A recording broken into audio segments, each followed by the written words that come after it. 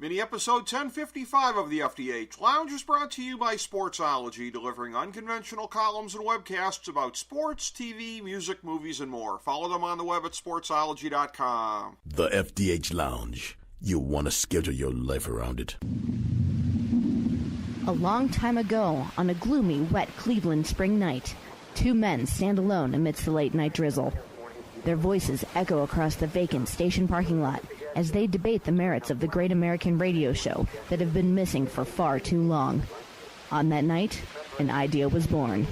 That idea became the FDH Lounge.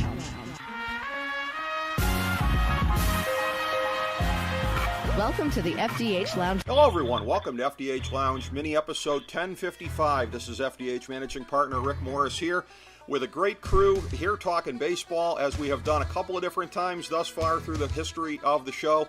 FDH Lounge Dignitaries, Steve Kallas and Ken Detwiler back in. We did the World Series, the playoff preview, I should say, and now we're doing the World Series preview. So we'll be looking at what's happened thus far versus what we thought was going to happen and what is coming up in the Fall Classic this year. So, Steve Kallas, good friend, welcome back to the show, my man. Great to be with you guys as always. Looking forward to this. Really appreciate having you, as well as my old friend Ken Detwiler. Of course, I was your former sidekick back in the day, Life's a Pitch with Ken Detwiler, when you and I first started talking baseball back around 2004, I believe, on the air, Ken. So 14 years and going strong. Another great time to have you today, my friend. It's good to be back with you and Steve. However, could we change the thing from my old friend? Because, I believe I'm in that category, gentlemen. Long-time personal friend. I will rephrase. Just a thought. Yes, an interesting choice of language. And before we get going on this, again, we made our predictions going into the playoffs. I'm going to start with you, Ken, because none of us really covered ourselves in glory. I said Astros v. Cubs. I was a little bit closer on the American League end of the equation. I say this not to rag on you for the pick of the Indians, but I'm going to give you a chance to address. I have vented to you offline about this entire, in my estimation, fake news controversy about the Astros, fanned by the Indians here as Cleveland continues, unfortunately, to lead the nation in sour grapes, whether it be whining about Browns officiating or now things about trying to put an asterisk on the American League Division Series with Houston. So I will give you equal time, Ken, because I get the sense that you disagree with me and you have a hankering for a big bowl of sour grapes, so I'm going to let you go ahead, buddy. Well, okay, thank you, I think. If anybody's out there who is listening and is married, please do not repeat what my predictions like I did to the lovely Mrs. Detwiler, because, as you said, Rick, you weren't the only one, or did not know you were the only one that was, quote, ragging on me. I got that constantly watching the Brewers lose and the Tribe take it in the shorts, so to speak. It just was awful. And boy, I thought those two teams were peaking and playing it right. And now I'm reading things about Francona being over the hill and this and that, and let's clean up the mess and just kind of empty the drawers and start anew with this team. And it's just, man, people just are all over the board. And so my picks may have been the worst ever in history. So No. I have to own that. And I'm not even going to say maybe next year, because I've had enough of Cleveland teams. Wink, wink, nudge, nudge. No, yours aren't the worst ever. I picked the Cubs, and they didn't make it out of the wild card game. So there you go. I mean, that was. Well, I can understand this. The thing about Francona, again, typical sports fan gaga. An Indians team that was nowhere near as talented as Houston, an outfield composed mostly of what's that saying about if ifs and buts were candy and nuts? That's been the Indians' outfield for most of the last 15 years. So if people think Francona is the one dragging them down, as opposed to the talent differential with the Astros, I don't know what the hell they're watching. So yeah, Francona. We can quibble about things here and there. I don't know that he always covered himself with glory in these games, as was the case possibly last year against the Yankees. But to say that he's the answer to what ails them, don't get that at all. Steve Kallas, I know that, again, as I say, none of us were particularly covering ourselves in glory with our predictions. If I remember correctly, I think you may have been a little bit closer to the mark than me, at least, although I think you had Houston coming out the AL as well. Right, I went Astros, Dodgers, and I'm sure we're not here to cry. We're not here to cry over spilled milk, but Altuve hit a home run in the first inning. By every measure, it was in the stands. Yes. I understood what the rule is. I don't know that Joe West. You know, when you have a bad baseball player, you're coaching Little League or something, you stick that kid wherever you stick him, and there's that old saying in baseball, Ken, the ball will find you. Well, transfer that to umpires, and the ball will find Joe West. He's standing there in the right field foul line.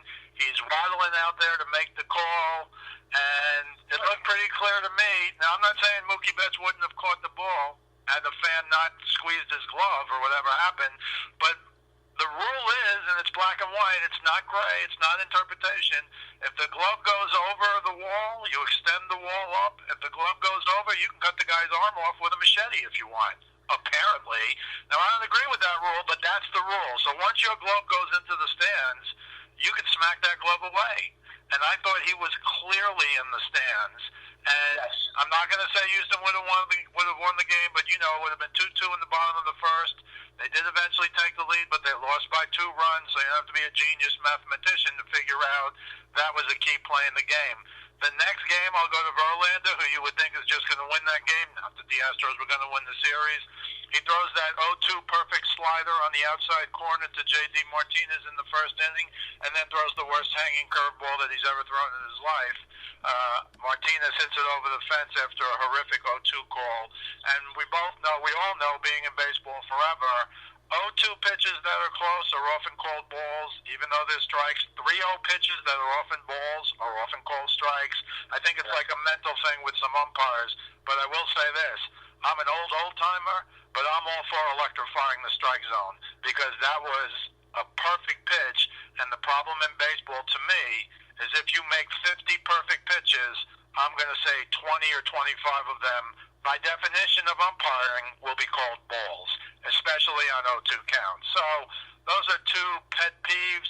I'm not going to say Houston was better than Boston. Boston's pitching has been better than I thought. I think it's a blessing in disguise, as we did talk about when I talked about the wild card for the Red Sox was Chris Sale, because he only threw 148 innings this year, and usually he's terrible in September. Didn't have much playoff experience.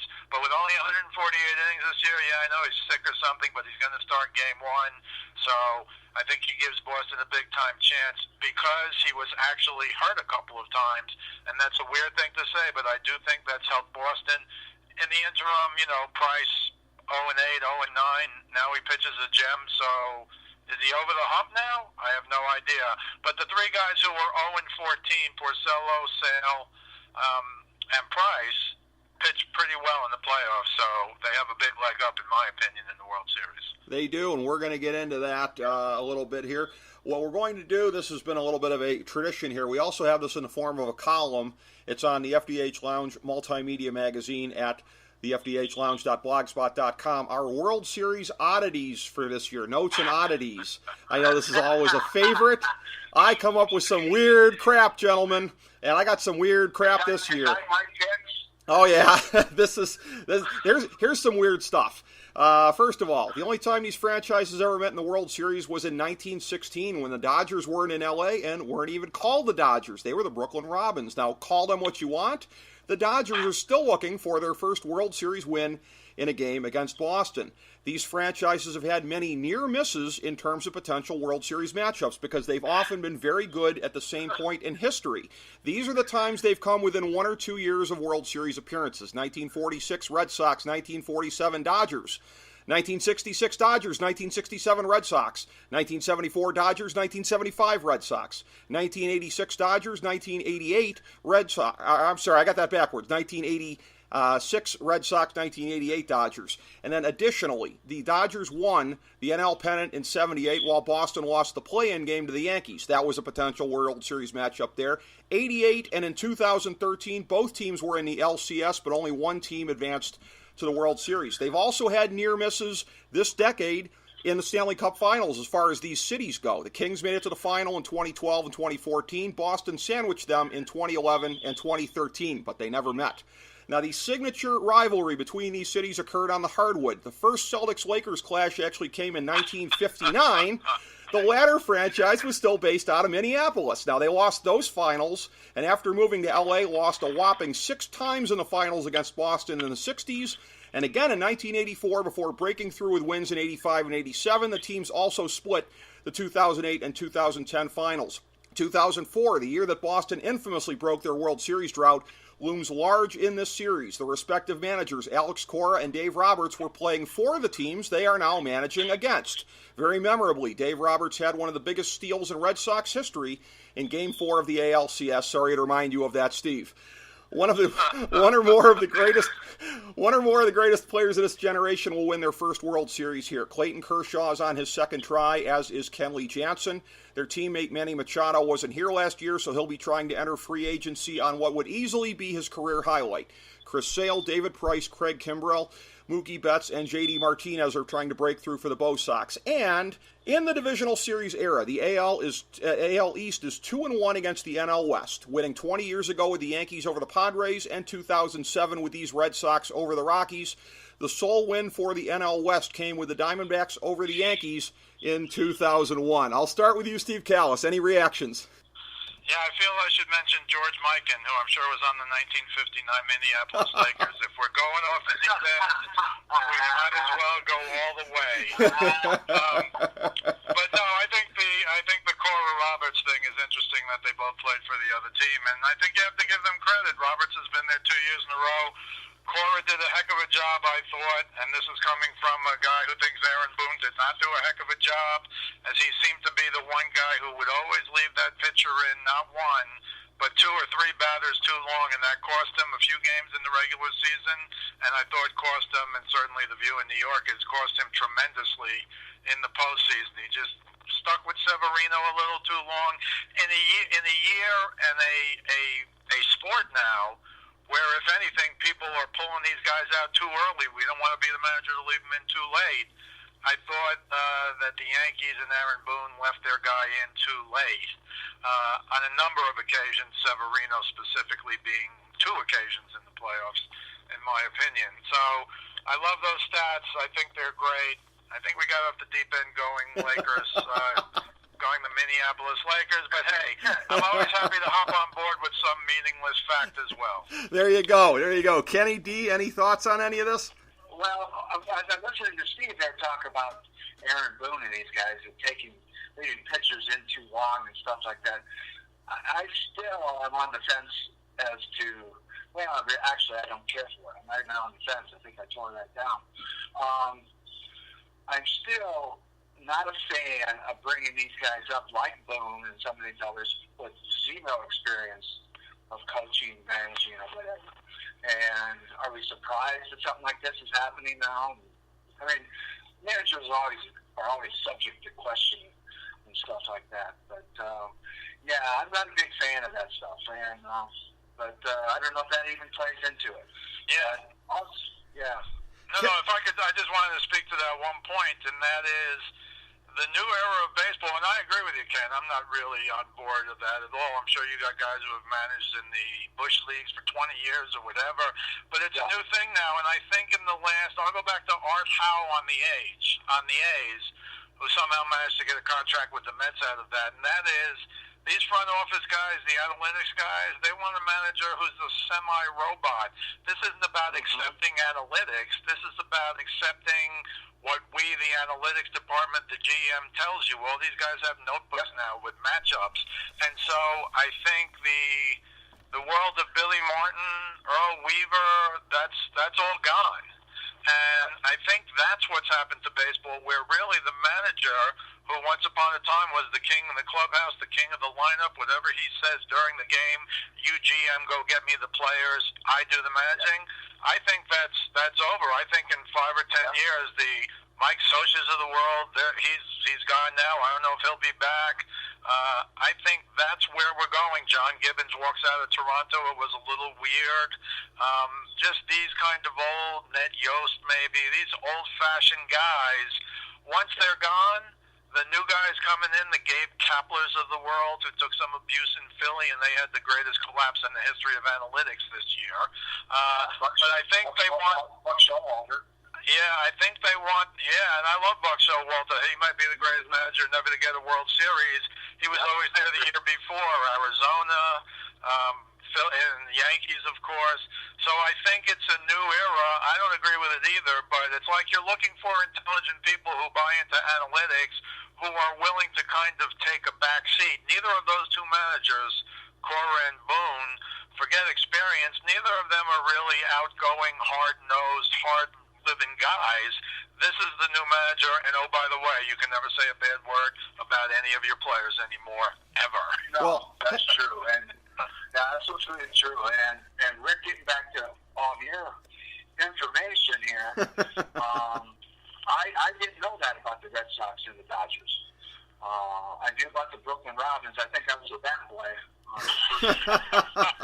However, I just one of my thoughts, and I'd be curious to see how this comes out, but because you did all the research on that wonderful information there, I was pulling for the Brewers against the Red Sox once the Indians got knocked out, which was short-lived, and simply because the other Boston team, the Boston Braves, had moved from Boston to Milwaukee, if I have that correct. That's right. And it had been kind of fun, just from that perspective, in my weird world, to see that play out. Oh, Ken, I had it all teed up, buddy. I had it all teed up. I had the list of, like, the Warren Spahn, Eddie Matthews World Series between these cities, So believe me, I had a parallel list that I had queued up ready to go if it was going to come to that. It was much shorter, but it would have referenced the 1974 NBA Finals. Oh, yes, it would have been much shorter. That's when you and I are friends, Rick. Sometimes we get out of our lane. Oh, yeah. And I like that.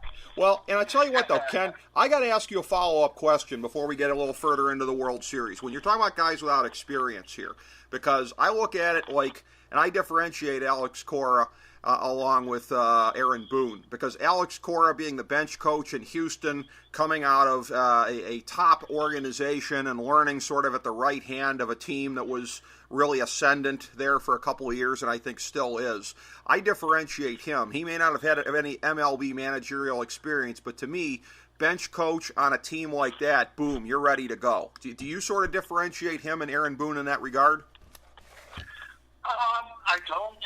Oh, okay. Which doesn't mean it's and that's what's great about these kind of discussions, is we all have our different points of view. Sure. I simply think that, again, the Dodgers and the Red Sox have extremely high payrolls, which Aaron Boone stands out because he has an extremely high payroll and couldn't pull it off. Right. I'm not saying, well, I guess in a way I am saying that the Red Sox and Dodgers managers have a little bit of an advantage because of the personnel they have on their team. Sure.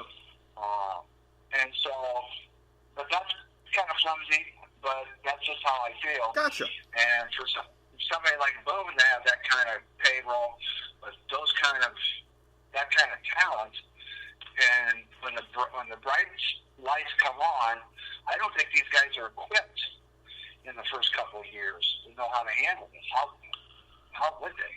I think there's a lot of truth to that, Ken, but again, I think it's a different view from the front office position where they have now. Look at Sandy Alderson with the Mets. Agree, yeah. I mean, and the three guys he has under him, all of who have been analytic GM guys themselves, Podesta for a while, and Rizzo and all those guys. I think it's just a different view. And again, the guys that we grew up knowing and loving. Here's one for you, Rick Morris. Casey Stengel hit .279 for the 1916 Brooklyn Robins. I just looked that up. I knew he was on the team. I didn't know what he batted. But even Casey Stengel, those guys are all gone. They're not coming back. And the few you have left who might take issue with a player like Buck Showalter, I don't know if he'll get another chance. Those kinds of guys are on the way out, and they're being replaced by definition articulate, analytics-based guys who at least understand it. Now, I give A.J. Hinch a lot of credit because last year in the World Series, I thought he went with his gut a lot, putting in starters to relieve and sticking with them. I think Morton threw 43 curveballs in a row in one game and got away with it. But for the most part, you're going to get these younger, analytic-based guys, and I think the real power is no longer a fight between the manager and the GM where the manager wins on the field. I think it's between the manager and the GM virtually always wins, and if he loses, the guy's gone pretty quickly. I was just going to add, Steve, I think the Showalters and some of these other guys, the older guard, as you just alluded to, I think not only will we not see him again because they're not analytics to the same fault that the new ones are. However, I think they're resistant. They're going to be resistant to any of the GMs simply because they know better. They know that the game can't be done by analytics alone. And hopefully people will come to their senses and come around and get into a nice blend of analytics and gut feelings and things like that. I'll shut up with that. Well, having said that, we're about to get into some analytics type things here as I'm going to set the table. I'm going to compare the two teams. We did this going into the playoffs when we were looking at how the teams stacked up. I have the two teams that are left now. So measuring the 10 teams in the playoffs against one another in all of the categories that make up our fantasydrafthelp.com/the FDH Lounge ultimate quantitative baseline for 2016 or 2018, our UQB numbers. In the power rankings, season-ending power rankings, Boston was first, LA was ninth. The metric that is 1/2 strength of schedule and 1/2 power ranking, Boston was second, and the Dodgers were seventh. So, like the Indians, kind of a glass jaw there as far as level of competition with the Dodgers. A little bit of that, we'll come back to that later. On-base percentage, out of all the 10 playoff teams, Boston was first, LA fourth. In OPS plus, Boston first, LA fourth again. FIP, this is where it starts to turn around a little bit, somewhat here. You've got Boston fifth in FIP, Dodgers second. But in ERA plus, Boston fifth, LA sixth. Pythagorean record projection, Boston was second, and LA was third. So the Pythagorean record will tell you that LA was better than what their win-loss total was, which is interesting. In the SRS, it's Boston 2, LA 3. In run differential, Boston 2, LA Dodgers 4. I'll start with you, Steve Kallas. Thoughts on this as far as the strengths and weaknesses of the two teams? As you would expect there, in terms of the FIP advantage, that is something predominantly that's going to go to starting pitching. That's the one thing where the Dodgers do have, certainly, I think, an edge in this World Series is when you're looking at the starting pitching and you're going 2 and 3 and 4. Because if you figure that Sale and Kershaw are probably about a wash, which I think a lot of us would probably figure, but you look at that. The other oddity to me is that the Dodgers are more of an American League team in terms of the depth that they have. The Dodgers will be loving getting to have a DH at Fenway Park because that's one less power bat that they're going to have on the bench. They're going to suffer like Boston when they're at home and they have to juggle guys. So your overall thoughts, Steve? Well, you'll have to forgive me on the pitching because I'm still not a Clayton Kershaw fan in the postseason. Okay. And I see everybody and their mother bending over backwards to try and make this guy out to be really, really good. And yes, he's pitched well here except for one start, and he pitched well last year except for one start. That one start happened to be in the World Series Game 5, the biggest game of all the games of all the postseason, where he gave up, I think, 6 earned in 5 innings. So I'm not sold on him. Still, despite finally getting over 500, he's now 9-8. His ERA is 4.09, and I will say this: the ERAs, you can't compare American League pitchers and National League pitchers in the postseason because in the old days of the World Series, obviously there was no when there was just a World Series, there was no DH. Now, whenever you look at Kershaw, his postseason ERA, with all this incredible success that everyone's saying he had the last 2 years, is still over 4. That means closer to 5 if you put him in the American League. So I'm not sold. I think you're right in the depth of starting pitching, but as I said, and I did actually say this on Joe Stazak's Philly show, I said the winner, in my view, I like the Astros, as you know, but I said the winner of Boston-Houston is the World Series winner. I thought they were playing the World Series over there. Can the Dodgers win? Absolutely. Plus, they have the experience, even though they lost it last year. They have the experience of being in a 7-game World Series last year. I am not sold on Kershaw. Maybe he'll pitch lights out. The reason, though, I thought Boston would lose is because I was not sold on Sale and Porcello and, of course, Price, who now, maybe you'll tell me now he's won a game. He can win more. But the reason he won a game, and this was pretty obvious, I watched Price pitch a lot, he went so much to off-speed stuff, breaking balls, change-ups. He had the Astros swinging from their heels, and they don't usually look like that. I understand they have some guys who are free swingers, but they look pathetic against Price, and that's never happened in the postseason, Price against anybody. So when I look at the big-picture stats you were just talking about, I just think the Red Sox, and they have some hitters against lefties that I think are really going to do well in this series. And look, make no mistake, Mookie Betts was pretty bad in this series. He kind of got a pass because he's Mookie Betts, and maybe he's the MVP. I don't know how you split him and J.D. Martinez. I don't know. But Mookie Betts was in the low 200s in the playoffs. He was not good. And that was surprising to me. Again, nobody said a bad word about him. It's like Kershaw with pitching. Nobody said a bad word about him. But when you line up guys like Betts and J.D. Martinez and even Steve Pearce against lefties, the Red Sox have a really good lineup. So I think you're right about the pitching, but I'm not sold on Kershaw. And if Sale is healthy, I think he will outpitch Kershaw. But the reason I think he will is, again, he only pitched 150 innings in the regular season. Very possibly so, yes. And I tell you what, I'm going to stick with you, Steve, because I know your time is short, and I appreciate you being here with us today. So any additional thoughts that you have on the series? Ken and I will wrap it up here, but in the meantime, any additional thoughts that you have? Give us your pick for how many games you think it's going to take, etc. Yeah, final thoughts for me, I'm going Boston in 6. Again, I think these pitchers kind of got over the hump. I don't believe Kershaw is over the hump. He might prove me wrong, but I'm sick of hearing, and I've said, and you'll like this, Ken, I get grief in New York for saying this, but I said, you can compare Kershaw with Sandy Koufax, in the regular season.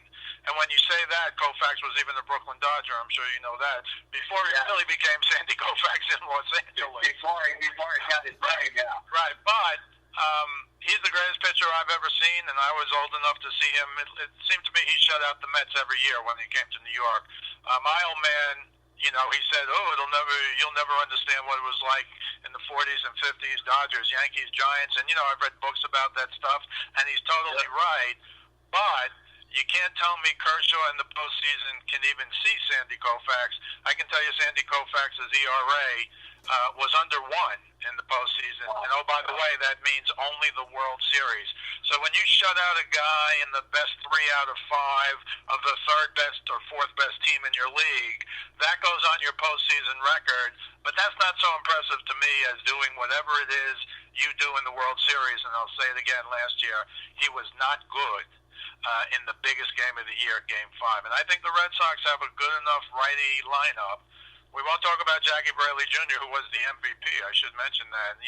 I thought he was Brian Doyle there for a minute from the 70s. Because every big hit he got he only got a few hits. I shouldn't even compare him to Brian Doyle. Brian Doyle hit like 438. But every big hit they needed, he got. And that was shocking to me after watching him all year. He's the good glove, no hit, who plays center field like a genius. And so I thought that was interesting. But I do like the Red Sox in 6, nothing against the Dodgers. I'm kind of disappointed in Machado and the way he plays. Although I will point out his 3-ball, 2-strike bunt was one of the greatest things I ever saw because I'm a great bunt guy. And Joe Buck and John Smoltz, it didn't even dawn on him to talk about the fact that he bunted with 2 strikes. They were so caught up in, he got a quick pitch, and maybe they told him to bunt.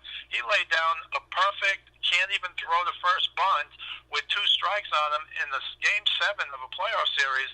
That's unbelievable, and it would be important if the next guy up, hit a home run, which he did, and that was the difference 2-1. They never got more than 1 run, so I just want to mention that. But I got the Red Sox in 6. over the Los Angeles Dodgers. All right, and I'll mention before you go, Steve, as I consult my cheat sheet here, for anybody playing the FDH Lounge drinking game, Steve Kallas, with the reference to Clayton Kershaw v. Sandy Koufax in the postseason, it says take 3 shots of 151 since he said that. So I hope you have a designated driver if you're listening to the show. All right, fellas. Great to be with both of you guys. All right, thanks, Steve. Always a pleasure, Steve. Take We care. appreciate it. Thank you, my friend. All right, and Ken, after that little bit of buffoonery there, as I pivot to you, your thoughts on this, again, as I ran through those numbers, again, the starting pitching, and particularly the depth of starting pitching, 1 through 3 or 1 through 4, depending on how it's going to go.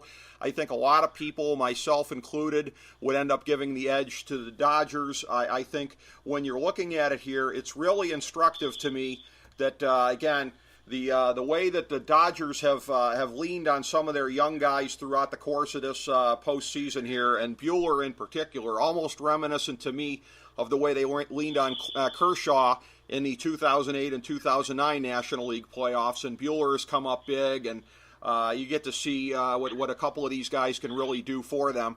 That gives them an edge in that narrow, limited area. The bullpens, to me, kind of look like a push, but up and down the way, as good as the LA offense is, I still give it to Boston, and I still think that might be determinative of how this goes. How do you see it shaking out? Yeah, offensively, I like Boston a lot, Rick. I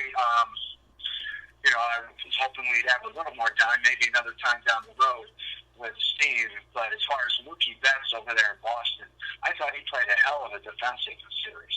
Right. But his offense was lacking, obviously. But what interests me, what has my head scratching over here, is the fact that the Dodgers playing against the Brewers, I have never in my entire life seen a regular game, let alone a World Series game, the way Conso played that game with Miley, where he pitched to one batter, just to flip the whole lineup around. Right. And watch that kind of stuff go out through the series, pretty much the whole series. Yeah. I mean, did they have a regular starter besides Shashin, maybe? I don't know. Well, and that's the thing. And Ken, I want to talk about this because I'm sure you're going to understand my point. And where I kept saying, and again, where I was overtly, and I had some friends that didn't agree with me, but I was overtly rooting for the Dodgers once I saw that Houston was going to go down, because I said, I need a Boston firewall at this point. And Milwaukee, to me, they looked like a house of cards for the very reasons you're talking about. People kept making lazy comparisons to the 2015 Kansas City Royals. I got 3 words for you. Johnny effing Cueto. All right? Where's Milwaukee's version of the ace? I mean, Milwaukee was just a thing of like, well, we have a couple of above-average starting pitchers and a couple fireballers at the back end. And again, that big September record that they had with the 40-man rosters, I didn't look at the specific breakdowns here, but you could have a 20-man bullpen if you wanted to in the month of September, and there'd be nothing to stop you. So I'm not saying that they're necessarily Confederate money with how they did it, but it's a thing where you could tell, for the very reasons you're talking about, all they had at that point was smoke and mirrors. And these relievers were gassed. You saw it as the series went along. Them being gassed means that it would have been probably a sweep and maybe an easy one for the Red Sox in the World Series. So this whole thing about how the Brewers were so close, I don't see it, Ken. Yeah. No, I was very, like I said earlier, I enjoy watching the attempts at changing this great game of ours. Sure. And watching it change, like let's make the games quicker. Well, that's tell me how that's another show for another day. Right. I don't care. I wanted to see how this went out with the Brewers. I was very curious just working with pitchers now at the high school level. I'm always looking for innovative ideas that may work or may not work, and I'm like scratching my head. You got Miley here, and then you got, after one batter, you got his replacement standing in the dugout ready to walk onto the field. It's like, what? And so I just watched it play out. Not a big fan. And the third thing I'm going to say is, like with Steve, I don't care for Machado's antics. I like to watch the game police itself. And I would have, maybe I'm too much Billy Martin in me, who was one of my very favorites, but I would have put it in his ear, Machado. I said, that's enough. The way you're playing the game is not right, and the game would police itself, which it has for well over 100 years. Although there are a lot of politically correct people out there now saying, well, you shouldn't hit him, and what does that prove? And, come on. Really? Well, so I don't know. You know what? You raise an interesting question about an incendiary thing that might happen here, because you got Machado, you got Puig on the Dodgers, playing the first 2 games and potentially the last 2 of the World Series in Boston, a city. Let's be honest. I never mince words. A city notorious for its racist fans. What's the over-under on the number of bananas that are going to get thrown at these players by those racist chowed fans, Ken? That's going to be an ugly scene. What a shame, too. Yeah.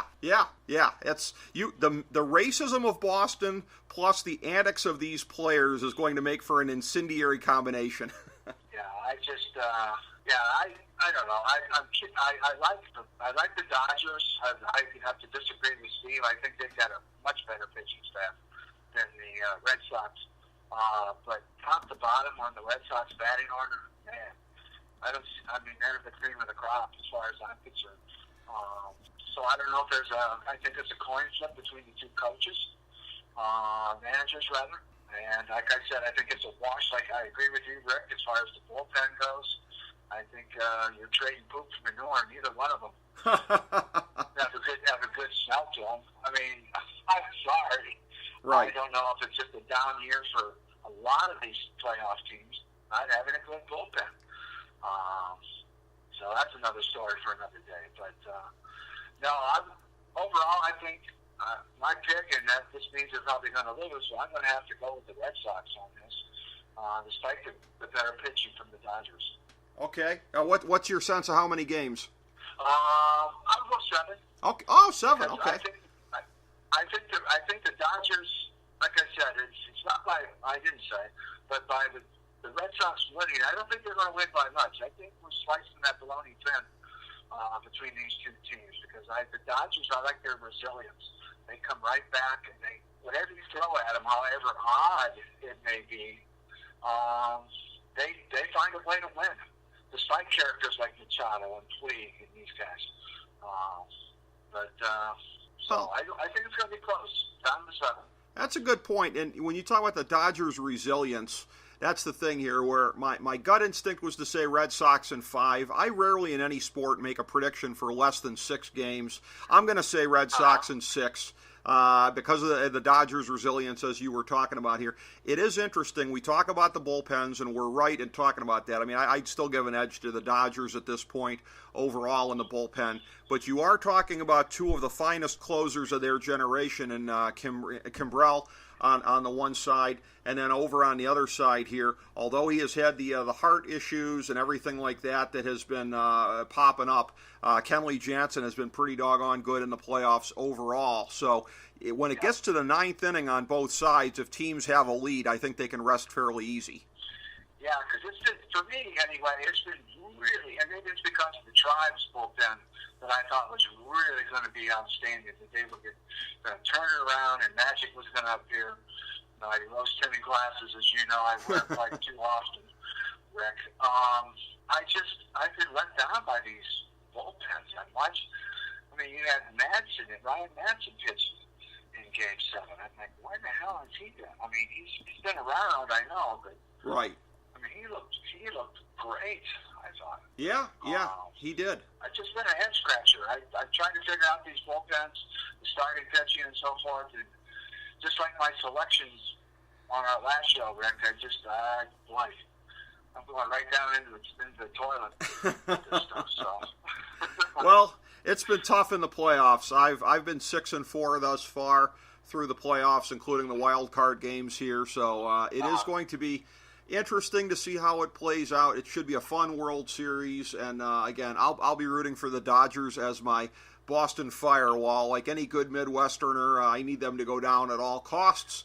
So here's hoping the Dodgers can come through and prove us all wrong. And they have, again, a super talented team, as you pointed out, a significant payroll there as well. So they at least have a puncher's chance. I didn't think Milwaukee even had a puncher's chance. That's why I didn't want any part of them in the World Series. So we shall see how it played out, as was the case with Steve. Always a pleasure to be on with you, my man. I always look forward to these segments with you. Rick, I feel, with this show, I feel sappy. That's a word my wife uses a lot. And I'm sad and happy. Happy because we got a chance to do it. But sad because October is drawing to a close, which means baseball will be over as we go into another winter. That's right. But we can always do the post-mortem and off-season stuff, and I look forward to doing that. And then, of course, we'll be just a couple months away from the second annual Don Coster Memorial Show. We'll do our 2019 baseball preview show sometime in February or March, and once again, a tribute to my other longtime co-host on Life's a Pitch with Ken Detwiler, our friend and your former brother-in-law, the late, great Don Coster. So we have all of that to look forward to in talking baseball here together and with Steve Kallas. Once again, Ken, thank you so much, and thank you, everybody, for being a part of the audience for FDH Lounge Mini episode number 1055. As we bring the show to a close, we would like to extend our deepest gratitude to NBC, CBS, ABC, Fox, all Clear Channel affiliates, TNT, TBS, USA, UPN, Deadspin.com, YouTube.com, YTMND.com, MySpace.com, various blogs, Fox News, CNN, CNBC, MSNBC, IamBoard.com, Billboard.com, Google.com, ESPN, ESPN2, ESPN News, ESPN Classic, NBA TV, NFL Network, Sports Time Ohio, Athlon Magazine, Comedy Central, Cartoon Network, The Boomerang Channel, QVC, BET, The Spice Channel, Steno Notebooks, Manwich, Papermate Office Supplies, Waitresses, Strippers, Bartenders, Garbage Men, Janitors, Microwave Popcorn, the writers of The Office, Scrubs, Entourage, My Name is Earl, Oz, Metalocalypse and the Boondocks, Aquafina, and The Periodic Table of Elements.